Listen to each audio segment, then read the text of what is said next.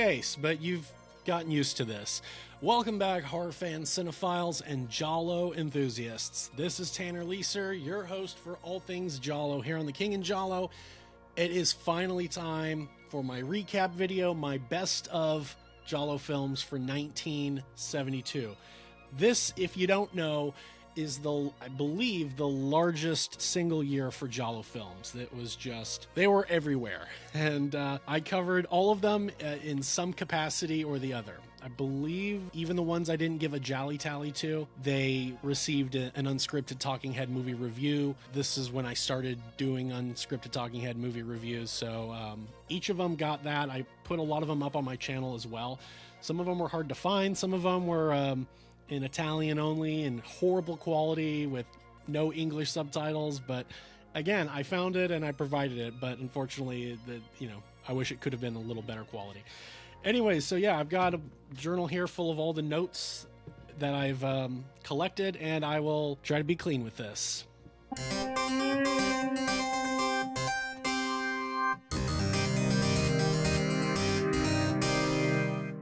Full recap of all of the films, all of the Giallo films of 1972. They are The Cat in Heat, Night of the Scorpion, which is a Spanish Giallo film, so just heads up. My Dear Killer, 7 Bloodstained Orchids, All the Colors of the Dark, also called They're Coming to Get You, What Have You Done to Solange, The Two Faces of Fear, Amok, Eye in the Labyrinth, Kill the Poker Player, Devil in the Brain, Who Killed the Prosecutor and Why, Smile Before Death, Who Saw Her Die, Naked Girl Killed in the Park, Beleth, the Demon of Incest, which maybe is a Giallo, maybe not. I leave that one up to you. The Dead Are Alive, The French Sex Murders, Delirium, AAA Masseuse Good-Looking Offers Her Services, Your Vice is a Locked Room and Only I Have the Key, The Case of the Bloody Iris, Murder Mansion, The Red-Headed Corpse,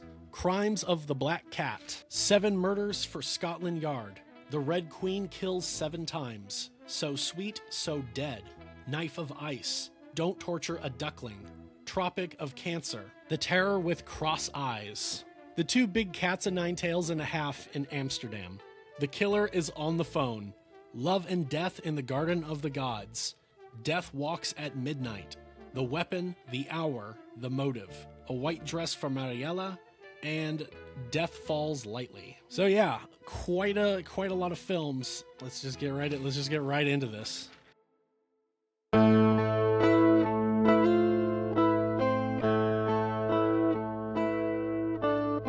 Okay, for the AZ cliches, the Giallo films that had the lowest score in terms of how many of the AZ cliches were observed, it's a 3-way tie for AAA Masseuse Good-Looking Offers Her Services, Death Falls Lightly, and Smile Before Death. Those all had 14 out of 26. And the Giallo film with the most AZ cliches observed was What Have You Done to Solange, with 22 out of 26. The mean total for the AZ cliches observed is 17.6. The most common cliches observed across all of the films, it was O is for obsession, Q is for questions, S is for secrets, T is for telephone, Y is for yelling, and Z is for zoom. Few of those got on there that it's like I'm not generally going to just put on. Like, I kind of always give O is for obsession and S is for secrets if I can find a way to justify it. Same with F is for fashion, but F is for fashion only got 21, so there's one movie that I didn't give it for, and I don't know what it is, but I didn't give it. Okay, the least common cliche observed is, well, some runners up. M is for morgue was only observed twice. D is for dwarf was only observed once, and the cliche that was not observed once this entire year, at least for the movies I covered, is B is for blind was not observed at all.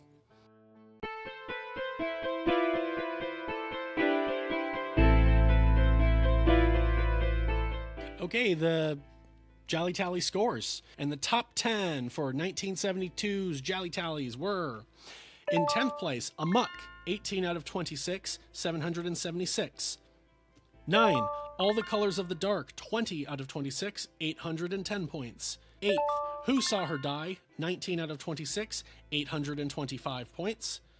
7th, The Case of the Bloody Iris, 16 out of 26, 830 points. In 6th, Delirium, 17 out of 26, 839. 5th place, Death Walks at Midnight, 19 out of 26, 844 points.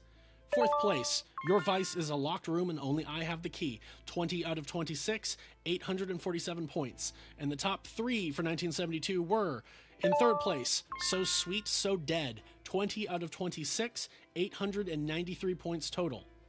2nd place, What Have You Done to Solange, 22 out of 26, 933 points total. And in 1st place for this year, and currently 1st place overall, is Tropic of Cancer, 20 out of 26, 1125 points. That is because that movie had scenes with an uncountable amount of naked people. I literally had to cap it off and just say, I'm just going to assume there's 30 naked people here. I'm losing track of it was just chaos. It was chaos, and I couldn't do it. I couldn't tell if that was a naked person I'd already counted. It was insanity, and I really should cap off some of these things, but this is how I started it, so it's how it's going to finish. And the mean total of the GialliTally scores was 733 points, 0.09. So we'll say 733 points.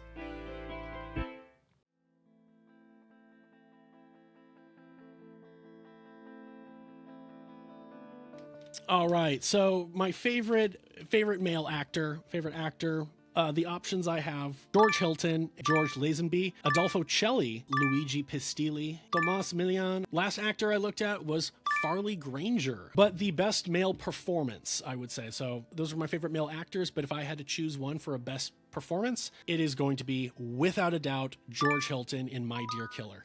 He believes that is his best performance he's ever done, and I agree with him. It is so good. That performance will come up a little bit later as I keep talking. The female actors or actresses, whichever term you prefer: Jenny Tamburi, Rosalba Neri, Barbara Boucher, Anita Strindberg, Edwidge Fenwick, and then finally, Florinda Bolkan. Best female performance, I kind of have a tie between Florinda Bolkan and Anita Strindberg. However, I think I'm going to edge this one out to Anita Strindberg. I really like Anita Strindberg's performance in this. Like, she plays the victim well. She plays just the crazy woman and like the maniacal woman all very, very well in that film. What a very chameleon of a character to kind of play all these different parts and to fool the audience. Okay, my favorite director for 1972. I will usually edge this out to the directors who had more than one film. Not necessarily, but if they had multiple good films, multiple great films, I'll probably consider you over someone who just had one great film. And these directors are Umberto Lenzi, who had 7 Bloodstained Orchids and Knife of Ice; Sergio Martino, who won last year for 1971; for this year, All the Colors of the Dark and Your Vice is a Locked Room and Only I Have the Key; and Silvio Amadio, who did Amok and Smile Before Death. So first off, it's not going to be Umberto Lenzi. Unfortunately, I think these are 2 of his weaker films. I know I'm going to get flack for that, because 7 Bloodstained Orchids is his most like classic Giallo in terms of a black gloved killer. Knife of Ice, I've said before, I don't like the ending. Like, it's kind of like a, oh, you got me, but I'm not thrilled by it. So I actually feel like, despite having 2 films this year, I feel like they were just, in my opinion, my humble opinion, I feel like they were weaker. Sergio Martino or Silvio Amadio. Let me just say that all 4 of these movies are in my top 10, my personal top 10 ranking for 1972 for Giallo films. And I kind of wanted to pick one director, but I said, hold on, let me see what place each of these films is in, and let me just see, let me mean it out. So one of the films is in near 10th place, let's say, and the other one was in this place. Added it, divided by 2, and then the other guy, I added the position of his films, divided by 2, and they both came out to 7.5. So it really is up to me. And I decided to pick Silvio Amadio. My favorite writer. Okay. Last year, I gave this to Ernesto Gastaldi because he had written so many scripts, and they're all good scripts. It's going to be hard for me not to give this to Ernesto Gastaldi for a lot of years, because he's just he is the writer for Giallo films. In the same way, it's going to be hard for me to not give Ennio Morricone Best Composer, because he's always doing at least 4 or 5 scores, and they're all really good, that it's How is one movie score going to be better than everything he contributed in an entire year? So let me just say that Gastaldi is always going to be a run-in for this. These were the other writers I had in terms of multiple scripts. I kind of ignored the ones where it's like, oh, this movie was written by this guy, but that was the only thing they wrote. There was a lot of good scripts, but that's the next category. But in terms of the best writer, Umberto Lenzi wrote Knife of Ice and 7 Bloodstained Orchids. Roberto Gianviti wrote Don't Torture a Duckling and 7 Bloodstained Orchids. So if I was taking those two, I would say I'd take Gianviti because I prefer Duckling to Knife of Ice. Another writer was Bruno G. Geronimo, who wrote What Have You Done to Solange and The Weapon, the Hour, and the Motive. Both very solid scripts. Okay. Silvio Amadio wrote Amok and Smile Before Death. Okay. He wrote and directed, but that's an accomplishment, and those are both great films. I could get into it. I'll save it until when I talk about them, but very well written, both of them, and both of them have great and very satisfying endings. Sauro Scavolini wrote Love and Death in the Garden of the Gods, Your Vice is a Locked Room and Only I Have the Key, and All the Colors of the Dark. Ernesto Gastaldi wrote Death Walks at Midnight, which was the story of which was also created by Sergio Corbucci. Just wanted to give him a shout out. He also wrote Your Vice is a Locked Room and Only I Have the Key, The Case of the Bloody Iris, and All the Colors of the Dark. Okay, all solid. The best writer for Giallo films for 1972 is once again Ernesto Gastaldi. My favorite script for 1972, Don't Torture a Duckling has a great script. Who Saw Her Die? Great. Your Vice is a Locked Room and Only I Have the Key? Great. It's also a bit of an amalgamation of a bunch of Edgar Allan Poe. Another movie that I didn't go deep on, but I thought it had a really good script, was Devil in the Brain. I am genuinely hoping that this movie gets picked up because I would love to go back and give it a deep coverage. Like that Devil in the Brain was really good. I haven't uploaded. It should still be up, I think. But yeah, which was the best script? This is really, really hard for me, but I think I have to go with, and this guy, I gave him a lot of props in the 60s. Best script is Don't Torture a Duckling, directed by Lucio Fulci. And I believe he also wrote it or wrote part of it. Of course he did. Yeah. Lucio Fulci, I said this when I was covering the 60s Giallo films. He does not get enough credit as a writer. Everyone just knows him as, oh, he's the godfather of gore. Oh, he's made all these great Italian horror films, great Giallo films. Like his 1960s proto-Giallo films are very well written. I always talk about Perversion Story. Perversion Story had such a great script. Well, Don't Torture a Duckling had a great script as well, and it's the winner for 1972. Favorite music. Okay. Literally without any competition, it is Ennio Morricone. He did 4 scores this year that are Giallo. He did My Dear Killer, Devil in the Brain, What Have You Done to Solange, and Who Saw Her Die. There's some great scores out there for these movies for 1972, but all of those are great. There's just no competition against Morricone, at least in some of these years where he just had multiple efforts. Bruno Nicolai composed All the Colors of the Dark, The French Sex Murders, The Case of the Bloody Iris, The Red Queen Kills 7 Times, and Your Vice is a Locked Room and Only I Have the Key. Bruno Nicolai is the best composer for 1972. I have changed. Holy shit. Like I said, I overlook Bruno Nicolai because he's always working with Morricone, that I forget that, and not that I forget but I just assume, oh, well, he probably conducted or he probably not conducted, composed he probably did one or 2 films, but whatever. Holy shit. I gotta say, when I think of Morricone in 1972, yes, Who Saw Her Die? Solange, I don't really remember the music off the top of my head. If I hear the track, I might go, oh, yeah. Devil in the Brain, I don't remember because also it was bad quality, the video I was watching. My Dear Killer, I remember the song at the end when everything is getting resolved. It's very creepy. But Bruno Nicolai, I remember the songs for Your Vice, for Red Queen. Red Queen is one of the greatest scores as well. Case of the Bloody Iris, I feel like I remember it. French Sex Murders, I don't really remember a whole lot. All the Colors of the Dark, I remember the music in there too. Holy shit. So Nicolai composed one more score than Morricone did this year, And I would like to say it is a tie, but I have to say, no, the greatest composer this year for Giallo films is Bruno Nicolai. The best score. I believe I've already said this before in the past, but this is hands down, in my opinion, the greatest Giallo score. In my opinion, this is the greatest Giallo score of all, and that is Who Saw Her Die.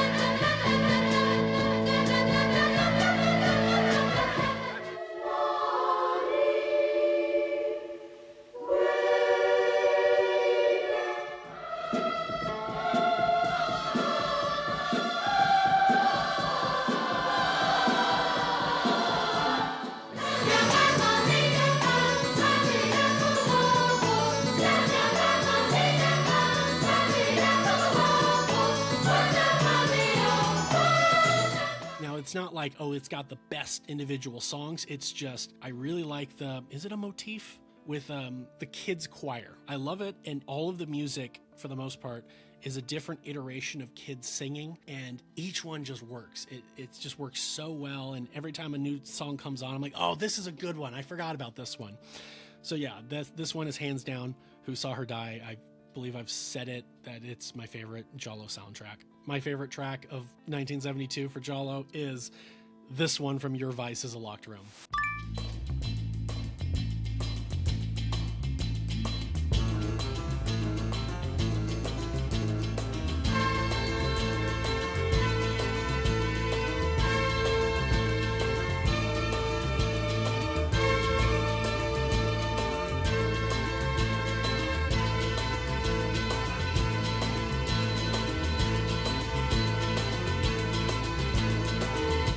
See what I mean? Like, that song individually, I really like. I really fuck with it. But the entire soundtrack of Who Saw Her Die is still, like, untouchable. Okay, my favorite scene in a Giallo film in 1972. I am going to say right now that I am excluding certain scenes I was going to put in here, but I have them under my list for best kills and best reveals and such, so I didn't want to stack them. My favorite scene becomes this scene from Don't Torture a Duckling.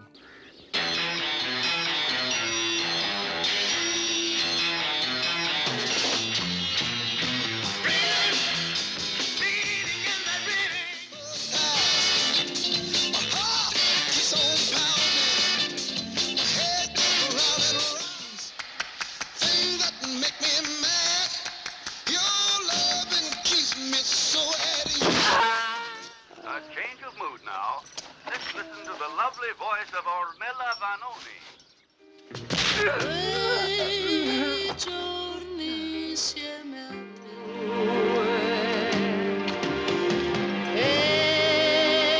Yeah, I know Joe Bob Briggs would get mad if he heard me, but he doesn't like Giallo films and he's not watching my videos.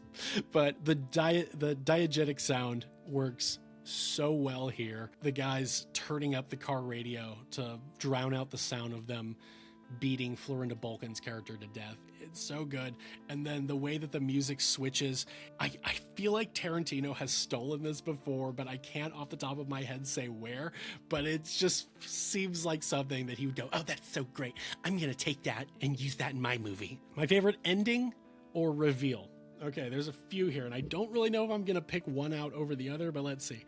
I have My Dear Killer. I thought the finale, the ending, when we finally find out who it is, I thought it was terrific. I thought, wow, what a great ending to an already, like, great film, okay? Smile Before Death, I really liked the ending because for me, I enjoyed the film, but it wasn't super entertaining in terms of a traditional Giallo, but it was entertaining. I was very entertained with Smile Before Death, but that ending made the film. So this happens with a few of these movies where it'll be like, if the ending was different, I probably would have thought, yeah, the movie was enjoyable. I enjoyed it, but that ending made me love the movie. I was like, oh, that's really cool. I dig that. Well, let me just say, yeah, because I can't really show too many clips. The reveal is that this girl was playing the long con against this couple that the entire movie. she was conning them. And I thought that was just so good. Your Vice is a Locked Room has a great ending and a great series of like betrayals. So like this guy gets killed, and then this guy gets killed, this person gets killed, and then the immuring, the nods to the Cask of Amontillado is great, and then we get a little bit of the Black Cat, but more specifically of the Telltale Heart. I just thought this was, I mean, yes, it's good. Yes, it's Edgar Allan Poe's story, essentially. I love Edgar Allan Poe, so I'm like, what a great adaptation. You couldn't really say this is like a one-to-one adaptation of Edgar Allan Poe, but I believe it is one of the best done, and I believe it's superb and far better than any of the Black Cat adaptations for Poe. The Case of the Bloody Iris, the ending for this movie also really made it for me. This was a good movie already, a great mystery, a really good Giallo. This one elevated it to like, ooh, this is a movie that we should always be talking about in terms of Giallo films, because a lot of people will, mention Argento and Bava and Martino and Fulci, but Case of the Bloody Irish, Case of the Bloody Iris, it always makes me think we have to include Giuliano Carnemeo in the conversation, even though I believe he only made Case of the Bloody Iris. It's such a good effort, just like Black Belly of the Tarantula. It's like some guys just did one Giallo film and were like, peace out, and they're so good, and it's like, you should have made more. So Case of the Bloody Iris, I thought the reveal with, it was the dad, like, and he's got the recording playing in the other room, like, this is so good. And how he's going to, you find out that this other freak, for a lack of a better word, he was snooping around, but he wasn't actually dangerous. The movie just had a lot of elements, had a lot of plates spinning, and all of these elements were just weaved together very, very well. And it never felt like, that was kind of clunky. It just felt like, ooh, wow, okay. The guy with the deformity, him kind of just sneaking into people's places just to look at them. That was a little odd, but it wasn't so outlandish that I thought, that kind of broke it. But he's suspicious, and mom is suspicious. Everybody's kind of suspicious, but finding out it's the dad who was, I know his name, Jorge Regaud. Great. God, I should put Jorge Regaud in here for my top actors. Like, he's always great, anything he does. Let me actually just see. Let me just see what movies he was in. He was in Knife of Ice, The Case of the Bloody Iris, Murder Mansion, All the Colors of the Dark. Yeah, I should give him a shout out right now, even though I neglected to include him. He's always kind of just playing a background character, not a background character, but a supporting character, but he's great. The other best ending reveal is Don't Torture a Duckling. I will say I always saw it coming, because I always knew that there's just like, if there's a priest in the movie, they're 9 times out of 10 the killer. But I did think it was very well, like, again, this goes to why I think this was the best script. It was still like, I saw it coming, but it was just perfectly handled in terms of how I knew it was coming, but I wasn't suspicious of it.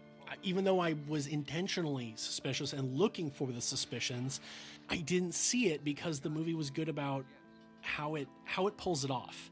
It's not like he's doing things, he shows up, what did I miss? Or there's anything that can make him suspicious. So I'm looking at this, trying to scrutinize him, like, I know he's got to be the killer, but damn, they're not giving us anything. And then by the end, when they reveal what his motive is, which is a very common motive for the priest to basically be like, I'm killing these people to save their souls. I think this is probably the one that's done it the best. I was like, okay, I'll take that. And it didn't even feel like it didn't feel like it came in out of nowhere, because he was talking earlier in the movie about sin and about how this town used to be innocent, and like ever since that woman, Barbara Boucher, ever since she came in, she's bringing sin with her, So it was set up. My favorite kill. So first off, there's one kill that I have. My top kill is my favorite kill in Giallo films ever. Like, in terms of just being like brutal. Well, maybe not ever. It's certainly in my the top 5 ever. But let me give you the other ones that I thought were really good. So first off, this one in Your Vice.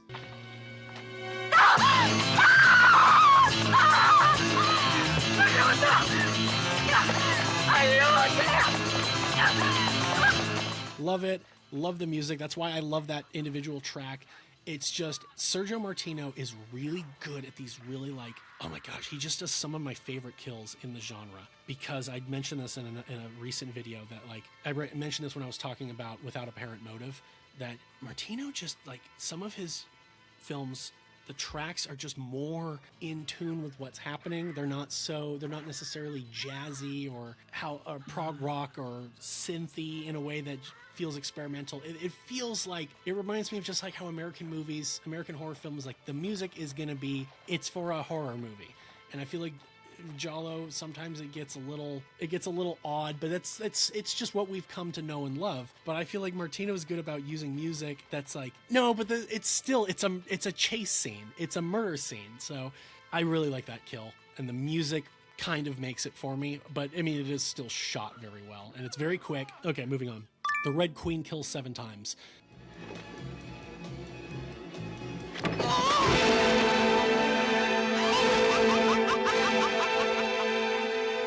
I almost forgot about this kill, but this kill is so good. It speaks for itself, honestly. It's really good. Okay, for a movie that I didn't really talk about because I could have given this a GialliTally. There is a Blu-ray. It's unavailable. It's now out of stock and I have to buy it off of eBay. So if anybody wants to help with that, cool. Crimes of the Black Cat. You, Peter! It came out of nowhere. The other kills in this movie felt so like, yeah. And this one just was like, in the last, 15, 20 minutes of the movie, it was just like, it felt like they were saving everything for this one kill. And holy shit, if this movie didn't have this kill, I'd think the movie was, it's okay, it's fine. But having this kill really is like, fuck, I want to own that movie. Like, God, it's beautiful. My favorite kill in 1972, possibly one of my favorite Giallo kills ever, is this saw kill from My Dear Killer.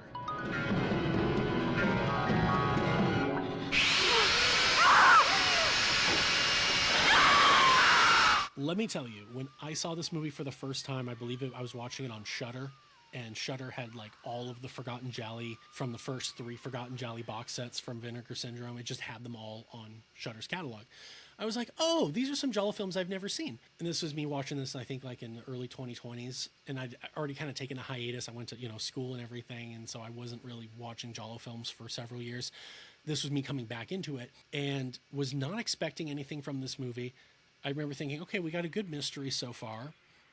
And then this kill happened. And I was so taken aback. Like, this felt, what is this Lucio Fulci type gore, New York Ripper type gore doing in this quiet little 1972 Giallo film, which is mostly forgotten? And that kill, I thought, made that movie that kill made it so that movie should not be forgotten for people who just appreciate gore. Beyond that, there's a lot of other things I would say that make that movie make it so it should not be forgotten. I'm running out of things to say. Moving on. So I added a few things here. I've never really talked about these in the past, although I should have. I want to talk about my favorite title, my favorite inspector, and my favorite motive for an amateur detective and motive for a killer. So I have my favorite titles were The Red Queen Kills 7 Times is just one of the most deliciously Giallo titles you can have. I don't even know what to say. It's got the color, it's got the number, it's got kill. Yeah, it's great. Love and Death in the Garden of the Gods. It's such a what title, but it strangely fits. But yeah, I just thought that's a beautiful title. I like that. Don't Torture a Duckling. Yeah, this one you kind of have to obviously watch the movie and dig a little bit to get it, because it's not like I don't think they say the word duckling, but the little girl has the Donald Duck or whatever duck that is doll, and all these kids you could say are ducklings. I get it. So yeah, which is the best title? I would probably say it has to be Don't Torture a Duckling. I love Giallo titles that can be like commands, and that one is just so that one is like, if I told that to someone who's never seen a Giallo film, they would be like taken aback, I think, in a good way. Like, what is that? My favorite inspector, the inspector solved it and he was competent all the way through, as far as I can recall, is George Hilton's inspector from My Dear Killer.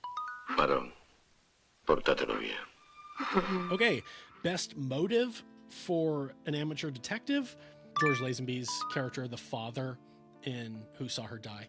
Someone killed his daughter. He's gonna find that son of a bitch. You can't get a better motive than that. Best motive for a killer, likewise, it's what have you done to Solange? This guy is killing all the people responsible for his daughter basically becoming comatose.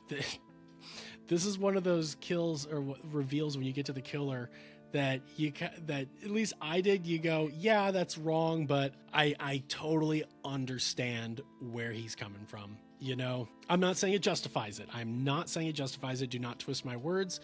But occasionally in Giallo films, you do get a reveal where you go, I get it. I get it. So this father killing all the friends of his daughter who kind of put her in this pickle. Granted, she has her own agency. She got herself into that situation. She allowed the back alley abortion to take place. It's very clear that the friends wanted this to happen so they wouldn't get caught and they could keep having their debauchery. So I get it. The only one that's probably ever better than that, I gotta be honest, is in spoiler for when I cover this Giallo film later in the 1978 is was it Watch Me When I Kill? Watch Me When I Kill, I think has something to do with surviving like from the Nazis.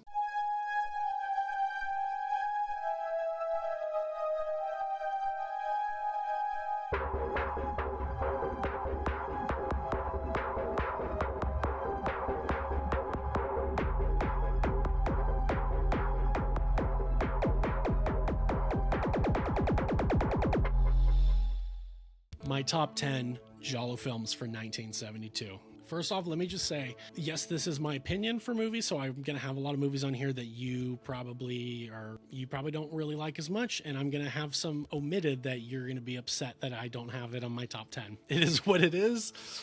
Be cordial. The other thing I will say is it was very hard to rank some of these movies like one over the other, and so I believe this list more so than any of the other ones I've done in the past. A lot of these titles can be moved around. Some of them, it was like a 6-way tie for second place, or like an 8-way tie for second place. Like I honestly was like, and then I had to just buckle down and pick one. Anyways, let me give you some honorable mentions first. Honorable mentions that I wanted to highlight that no are not in the top 10. Death Walks at Midnight. I'm sorry, it's not in my top 10. I don't know what else to say about that movie. It's good, but I think Death Walks on High Heels is like 50 times better. Just my opinion. I like the little, glove punchy thing, but it's not even, in my opinion, it's not even that great. And it doesn't make the movie for me. I also think the reveal at the end is, in my opinion, is a little disappointing. Although the guy falling off the roof is one of the greatest falls in Giallo films. It's fucking hilarious. It's so hilarious. But unfortunately, it's not. It's just didn't make the cut. Delirium. Now, I wanted to mention this because I feel like a lot of people did not like this movie. I actually thought it was pretty good. And I thought the ending was really good. I thought the ending was really, really good, even though it's a tad predictable. Delirium. Check it out if you haven't seen it. Devil in the Brain. Like I said, this one was incredibly well written, well acted, well directed, and I would love this to get a restoration. Vinegar Syndrome. Other final honorable mention is Love and Death in the Garden of the Gods for the same reason. Very well written, very well directed, very well acted. I would love to see this just that sharper in its high definition, and it was a good one. Okay, my top 10 Giallo films of 1972. In 10th place, All the Colors of the Dark. I like this movie. I like it more visually than anything else. I like the nightmare sequences. Edwidge Fenech is always fun to watch. Ivan Rasimov is creepy in this. George Hilton, we get a little bit of that thing from Strange Vice of Mrs. Ward in a Martino film where you feel like you can't really trust any of the men. And I believe that's just such a great writing thing. Not for me writing it from a perspective of men are all garbage or whatever. I'm not like that at all. But I just think in terms of a mystery, it's really good because you're like, well, I could see what their motive is, or I could see him hiding something. It's just really good to me. It's like, gosh, fuck, I don't know, shit. Her husband, it does kind of seem like he's keeping her in a drug-induced state, although he does seem to care about her, unless that's all bullshit. Yeah, it is a really good mystery. I am not as into the whole satanic panic angle. I'm not into it in Maxine. I'm not into it in some other movies. I don't know why. I don't really dig it that much. And it has nothing to do against that or my sensibilities. I don't know. But I mean, I think that part's interesting when they kill the dog and they're drinking the blood. I mean, that shit's all interesting to me. Yeah, I don't know why, but I enjoy this movie, but I just don't adore it. Number 9, I thought I would be putting this one higher, is Smile Before Death. Like I said, it's a really cheeky one. I really, really, really, I like the whole Silvano Tranquilli and what's her name, Jenny Tamburi. Their chemistry together with Rosalba Neri making this nice little triangle. And then we get just a really good reveal at the end and then a little 1-2 punch. It was just good. This one, like I said, it was already good. I was already enjoying it. I feel like most people have this as one that they just kind of write off. Oh, it's not that good. You know, like I wasn't expecting a whole lot because I mainly know about this through, it's included in that Arrow box set. And like, okay, cool. I haven't seen that one yet. But I wasn't expecting anything. It wasn't like, I can't wait to watch the Red Queen kill 7 times. I can't wait to watch All the Colors of the Dark. I haven't seen those ones, but I've heard about them and I've wanted to see them for a while. So when I saw this one, it was like, well, we'll see how this is. And yeah, I was like, dude, this one's good. Like, why doesn't anybody talk about it? Number 8. Some people are probably going to be mad that I don't have this higher, but The Red Queen kills 7 times. This is the better Giallo film that Miraglia did. The other one was The Night Evelyn Came Out of the Grave. This one's just better. Less misdirection, better acted. The killer has a great aesthetic. It's a good mystery. Even the one thing I would say, though, when I got to the end, I was very much like, who? Who is that? Someone pointed out to me that the movie does reveal who the killer is like 20 minutes in, if you're really, really paying attention. And you do really have to be paying like close attention. I mean, like every word, frame by frame. But the movie actually does reveal who the killer is, like long before you get to the ending, which I thought, that's pretty competent movie that can basically just go like right in your face and just, you're like, I got away with it. Good on you, movie. Yeah, there's a lot to love about this movie. This is probably also the best gothic Giallo, I want to say. It's one of the, I can't say it's definitively the best because I'm not really thinking, but in terms of when I think of what, a gothic Giallo movie, I would say Red Queen and maybe Libido. I know there's some others, but it's been a while, or some I haven't seen yet. But Red Queen, there's a lot of people love this movie, and I can see why. And I do like it a lot too. There are some things that rub me that I'm just like, I don't know about that. The music is really good. Bruno Nicolai does not get enough credit, and he is too often in the shadow of Morricone, and that's because that he basically conducted a lot of the music that Morricone composed. So he's the one actually like setting everything up. But oh shit. Holy shit. Number 7 is The Case of the Bloody Iris. And so interestingly, I did a podcast with Steven from After Hours Video. We did a podcast talking about Case of the Bloody Iris and Your Vice is a Locked Room because both of those movies were released on the same day in 1972. And we both were just like, holy shit, what a great day. Could you imagine being a fan going and seeing both of these movies in the cinema? And I think we talked about which of our favorite was between the two of them. Now, I can't remember that now. Maybe I did say Bloody Iris over Your Vice, but regardless, I have Bloody Iris here in 7th. Visually, I remember this movie, what goes on. The music, I don't remember quite as well, but it is still good. And like I said, the reveal is really, really good. I feel like this movie does a lot of things very, very well. There's also a lot of stuff in the movie that is just kind of like typical Giallo, like a little like, like you get used to it because you're a fan of this. But I imagine somebody who's not a fan of this genre might be like, that's weird. And it's like, yeah, but don't focus on that. So I do think that Bloody Iris has a little bit more of that stuff than Your Vice does. Maybe I don't know what the fuck I'm talking about. But yeah, I do really, really like Case of the Bloody Iris. Like I said, this movie just does not get talked about enough. I believe it should. But when I start looking at it compared to all these other movies in the same year, it's so weird because I feel like I could say Case of the Bloody Iris is like one of the top 10 Giallo films of all time, or in the top 20, 25 of all time. But then when I put it in this ranking, I'm like, oh, maybe not. Maybe it's not. But I do feel like it should be, it deserves more recognition. It's weird. Anyways. Number 6 Amok. I feel like I wanted to put Silvio Amadio higher on this list, but it's kind of the same thing with Kiss the Bloody Iris. Like, just because someone made a great movie and they're not Argento, Bava, Fulci, Martino, whoever, doesn't necessarily mean that they edge out those other ones. So I did really, really like Amok. And I think one of the reasons why I also really liked it is because nobody said anything about the movie. What I knew about the movie was that the poster, one of the posters for the movie, was the cover for Troy Howard's book. So I was like, oh, that's interesting.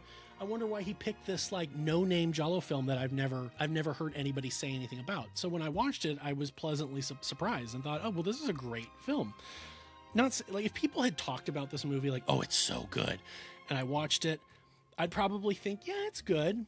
It's not bad, but yeah, I don't like it so much as some other. That's kind of what happened with All the Colors of the Dark, I think.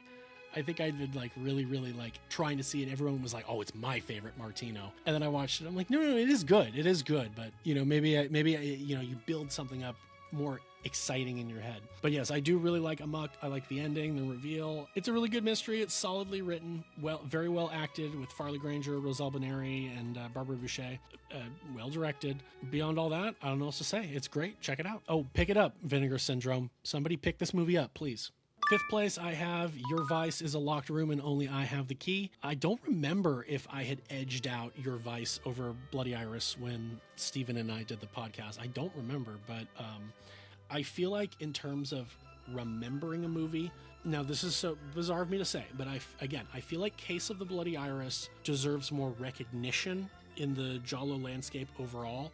It should be seen by more people. It should be talked about, per se, more than Your Vice is. However, I think I probably prefer Your Vice. I think so. It's just visually, this movie has a very, very strong visual identity. The soundtrack as well, the music, it has a very strong identity. And I think that's tied to Edgar Allan Poe. And I believe this is a great adaptation. I'm a huge fan of The Cask of Amontillado, Telltale Heart, Black Cat, all of those, and they all get a great treatment here. And yeah, I don't know what else to say, but this is one of the better Martino films. Fourth place is Don't Torture a Duckling. This one, I could see people saying, why isn't that your number one? It should be. This is great. Again, Fulci does not, at least in this era, Fulci does not disappoint. It is very well written, very well acted. And yeah, I would say the only reason why I don't have this much higher is I think there are times that I do think the movie is a little slow, or there's some stuff that is just a little silly, cheap. Some stuff is a little silly. Not bad, it doesn't ruin the movie by any means, but it is still one of the greater Giallo films. This is definitely one of those ones that is in the top 10, I believe, of all time. Regardless of how I rank my movies, I'd say across the board, this is easily in the top 10. Third place, What Have You Done to Solange? This likewise is one of those movies that it wasn't really talked about a whole lot for me. The title stood out to me the most. I remember that just being a whole like, oh, what a crazy title. Great mystery. Beautiful atmosphere. I just always remember that I really, really, really enjoyed this movie. Like I said, that reveal with what happened, the slow reveal of all of these pieces, and like the amateur detective being a teacher who his unofficial girlfriend is his student is just so like, oh my gosh, this is so Giallo, so European. It's good. There's a lot about this movie to really, really enjoy. And I think this is likewise one of those ones that should be in the conversation for like the top 10. Number 2, Who Saw Her Die? I do feel very bad that I absolutely love Aldo Lotto's Giallo films. And in my head, I think of them as like top 10 always, but yet I never have them in the number 1 spot for the year. I thought, I was talking to someone the other day and I was like, I'm pretty sure Short Night of Glass Dolls is like my number 1 for 1971. It was like 4th. I was like, isn't it like my number 1? And it wasn't. I'm like, I must adore him more in like retrospect. I don't know, but Who Saw Her Die is really good. Again, solidly written, wonderfully acted.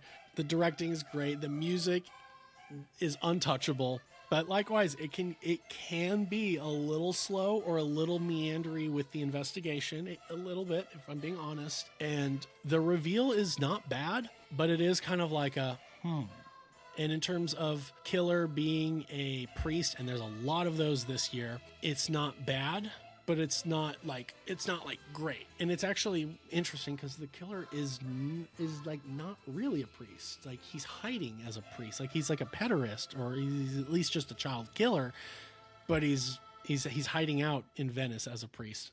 Yeah, I don't know what to say about Who Saw Her Die. It's great. Check it out. My number one Giallo film for 1972. And if you can't tell, because I've talked about it a lot already, My Dear Killer. Now, there's a little bit of that. Nobody told me about this movie. And so I went in with like no expectations, literally expecting it to be like, it's literally in the forgotten Gialli box set. Let me tell you, I will always fight this, die on this hill. This movie should not be forgotten by any sense. Great story. It's written so well. It's acted so well. It's the best George Hilton performance, in my opinion. The music is good. Some of the kills are at least the one kill is insane. The investigation, the twists and turns we get, and then when we get to the final reveal, and it's so sad. It's so tragic. It's so great. One thing I will say about this movie, though, is just there is that little bit of an inclusion of a scene that they added it later to make one of the other uncles appear a little bit more suspicious, and all it does is make the uncle look like a pedophile. And I don't know if he's supposed to be or not, but it's kind of like, why are you showing this? Why are you showing this? If you don't know, they show a naked kid, and it's like he's an artist. He's either an artist or he's an artist. That's it. Because if he was a photographer, I would be like, but he's an artist, and I think but this kid's like, are you ready for me yet? And he's like, no, go wait. I'm still talking. And then he's like, I'm painting her. Pretty sure that could have been done more like nudge versus there it is. But so yeah, that's one thing I will warn people about the movie, because I know a lot of people that don't want to see that in a movie, and I know a lot of people would be like, thank you for saying that, never watching that movie. And it's like, but it's so good, and they're like, I don't care. So, now for me, it's not a make it or it's not a break it, but it is something that I see and I go, I know this will like literally make someone turn this movie off. So there's a warning, because I know a lot of people do absolutely zero tolerance with anything of that kind, and I get it. But yeah, My Dear Killer, let me end on a positive note. I don't think I've been as surprised by a Giallo than this movie. Like I said, that kill took me aback. And then the reveal, I was just like, well, holy shit, this is just a solid movie, isn't it? Yeah, it does feel weird putting it as number one, but that's just my personal, and like, I wouldn't say necessarily that this is the best Giallo film of 1972. Honestly, that's probably Don't Torture a Duckling, but this is my favorite. Always got to remember that. This is just my ranking.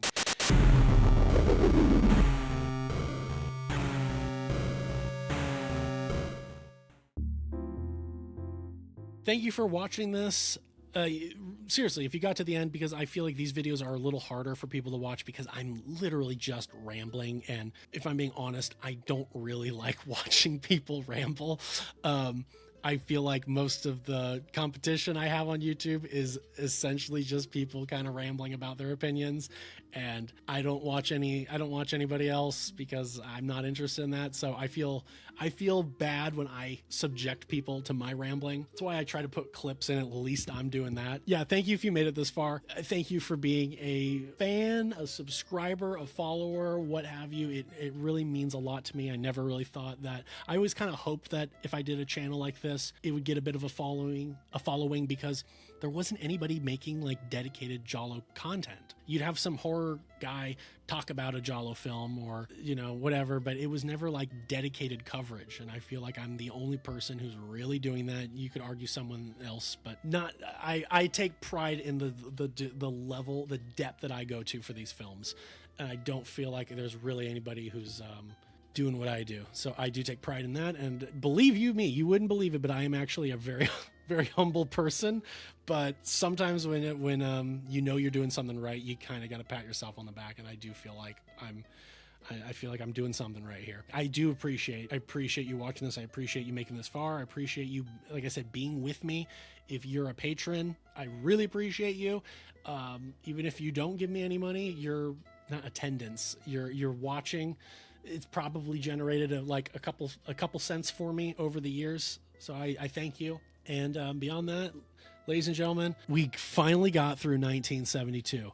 1973 is up next, and it's depending on when I start it, because I might cover Polizioteschi movies for a couple months. I might. Let me know what you think about that, because I don't want to lose some of you who are like, he said he'd only talk about Giallo films. Now he's talking about Italian crime thrillers, which Giallo films are Italian crime thrillers. Action. Polizioteschi are action crime thrillers. Anyways, do give me your honest feedback on that, because I do want to do that, but I don't want to disappoint anybody in terms of I didn't know he'd be doing this. I also said that I would be starting to talk about the X-Files, but as I have told you, it won't be he's just doing this now. It'll be a video that comes out on a Wednesday or a Monday, something where it's you're still getting a Giallo video. Don't worry. I'm not gonna abandon what this channel is about, but I do want to talk about some other things, and I don't necessarily want to start a whole new channel to do that, although I do have other channels. I just don't post. Do tell me anything that I talked about on this video. Do tell me what was your favorite kill, your favorite soundtrack, your favorite piece of music, your favorite reveal, actor, performance, whatever. Do tell me. I actually really love this, because I don't get to talk about Giallo films with my friends, because nobody likes Giallo films except for me and my friends group. And I feel like I've said this before, but I feel like most Giallo fans are the Giallo nerd of their friend group. And so that's why a lot of people get really personal and really protective of this genre, because it's I'm the one who likes this in my friends group. I'm the one who's constantly defending it. But what I'm trying to say is I actually do care about your feedback, your opinion. Opinions are like assholes. We all have them. But I do care about if someone says, these are my rankings for my top 10. I like this one for this reason, whatever. I enjoy it. I really do enjoy it. Like I said, I don't get to nerd out with other people about this genre. Occasionally I meet someone. It's wait, you know what Giallo films are? Holy crap. And then it's here's my YouTube channel. You won't watch any of the videos, but still. Anyways, thank you. 1973 is going to be a breeze. There's only I think 6 movies planned. What do you think for 1972? What your favorite Giallo films were, or any of that stuff that I talked about? And thank you once again for being with me. And let's have a good follow-up year. All right, folks. Thank you. This is Tanner Leeser for The King in Giallo, and if nothing else, I'll see you next time. Thank you for watching.